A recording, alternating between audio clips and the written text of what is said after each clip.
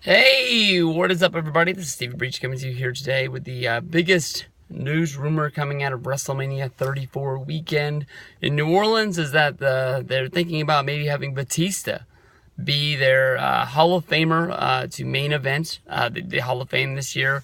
Of course, each and every year they try to induct one sort of big name and then sort of fill out the card with some respective tag teams, a women wrestler, sometimes a foreign wrestler, maybe somebody who wrestled in that area, and try to have a big card in order to sort of bring people out to want to see the Hall of Fame. I sort of soured on going to the Hall of Fame the last few years. It wasn't that I didn't want to see it. It just maybe felt like it wasn't special anymore. Seeing how it was on the WWE Network and a lot of the things that are in the city that WrestleMania is in, you're only able to see right then and there. I picked going to the WrestleCon Super Show, overseeing the induction in Santa Clara, and I think I did it in Santa Clara and I did it in Dallas, and I think both of those times I think I won out. I think I had a lot of fun seeing an actual wrestling show instead of sitting in my seat. Even during the Ultimate Warriors induction, I found myself falling asleep just because there's not a lot of downtime, and sitting there and listening to somebody talk instead of seeing somebody get press slammed just wasn't the most funnest thing in the world to me. Batista is a guy that I made a video on back in maybe 2010 or 2011. Well, I guess it would have to be 2011 because in 2010 he was still wrestling. Thinking if maybe Batista would be brought in and being put into the WWE Hall of Fame. Wondering if maybe he is a guy that wouldn't go in just because he didn't have that much time in WWE. Even though he was a main eventer, he was a part of Evolution, main evented WrestleMania 21, held the championship, was one of the cornerstones of SmackDown. Sort of put up that fact that I was on the fence on which way to go. I can honestly tell you, even though it was just sort of short, the year of WrestleMania 30, when he came back, he had the feud with Alberto Del Rio. He won the Royal Rumble. He came back and he was in the main event of WrestleMania 30, losing to Daniel Bryan. I think he was even the guy who tapped out for Bryan.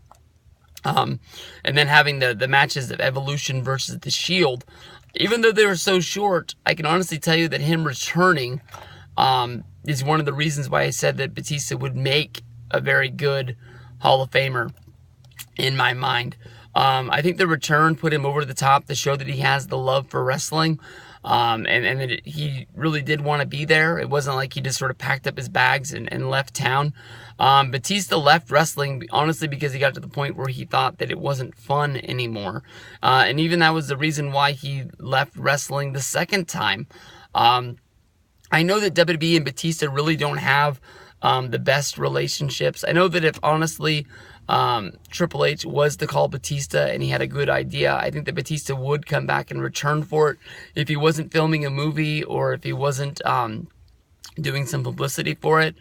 I know that Batista has done some interviews and really said that he doesn't like the PG product. He's told the story about him blading during the steel cage match, and Vince McMahon having the closed door meeting in the back, finding him and Jericho and the referee. And Batista thinks that blood is a big part of wrestling, especially in a steel cage match. It's something that needs to be done.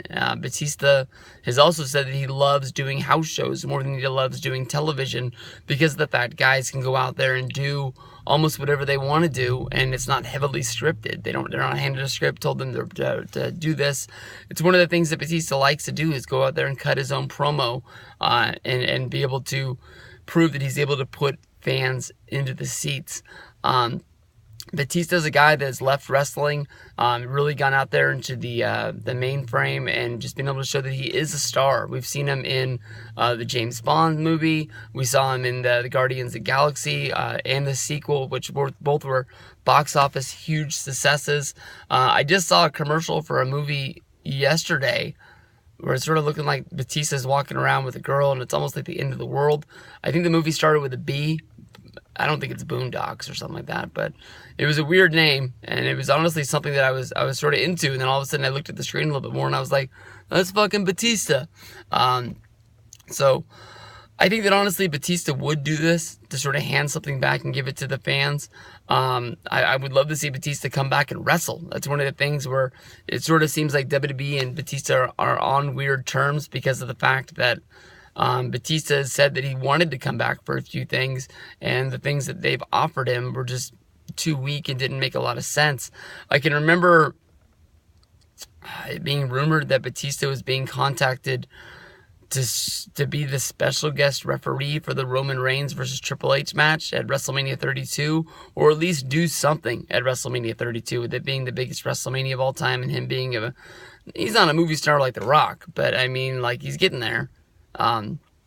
So it would have been cool to have him there to do anything, and he wasn't. So we'll see. Batista is the headlining main eventer. That is the rumor for WrestleMania 34. I know Ravi, it's one of his favorite wrestlers, is pumped. So we'll see what you guys think. Peace out, everybody.